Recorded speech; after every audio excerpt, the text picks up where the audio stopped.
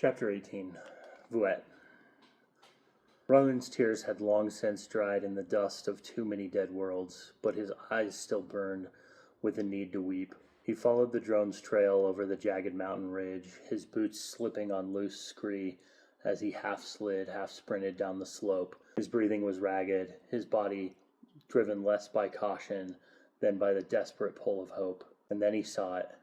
Beyond the barren rock lay a pocket of impossible green, a grove of trees gathered around a lake, leaves trembling in a gentle breeze. Water lapped at the narrow stone shore, alive with sound in a world that should have been silent. Where there should have been only dust and ash, life had taken root, or remained. Ryland's chest constricted. For the first time in decades, the silence of the dead world broke inside him. He staggered forward, splashing through a shallow stream that fed the lake. Each step quickened until he was running, reckless, stumbling, his heart pounding like a war drum. By the time he reached the grove, tears blurred his vision. On the opposite bank, half hidden by the branches, stood a cabin. Its stone walls looked shaped by careful hands rather than magic, its roof disguised under a living skin of soil and grass. The tall windows shimmered with reflected sky, denying him any view within.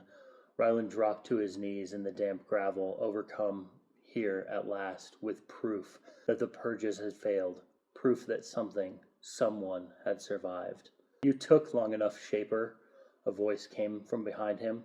He spun. A figure stood at the edge of the trees, upright on two legs, but undeniably not human. Russet fur shimmered in the fading light.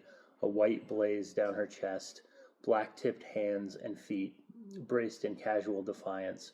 Her eyes were sharp, unblinking. His mouth went dry. He had walked this world long ago. He had found nothing but silence. There had been no one like her.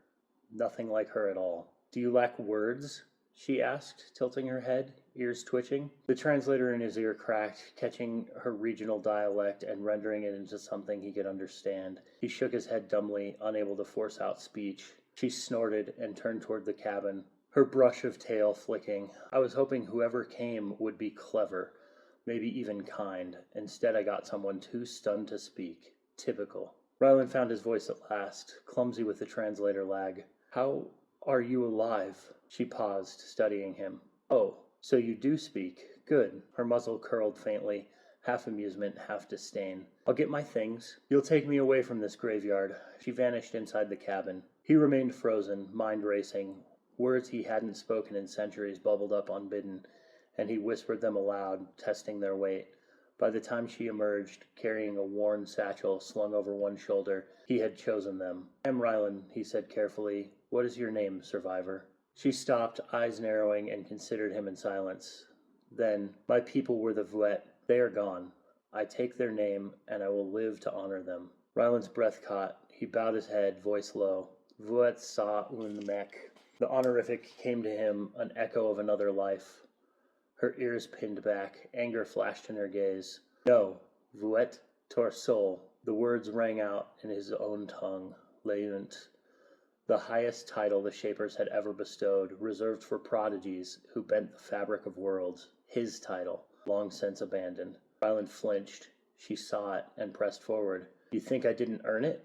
Vuet's voice sharpened. Her arms spread wide to encompass the grove, the cabin, the fragile oasis she had kept alive through half a century of solitude. "You think I'm not a true Shaper?" He shook his head quickly. "No, you've earned it.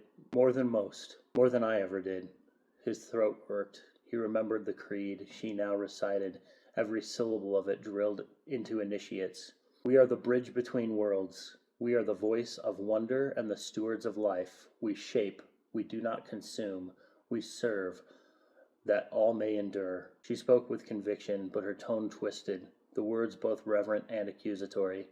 She was mocking him, mocking what he had forgotten. "I am every bit a Shaper," she declared, then she spat into the gravel, her eyes blazing. Ryland bowed his head lower, shoulders trembling.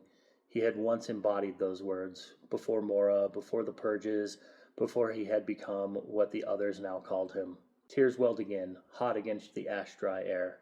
Vuet studied him, her expression unreadable. "Perhaps you can prove you still are one."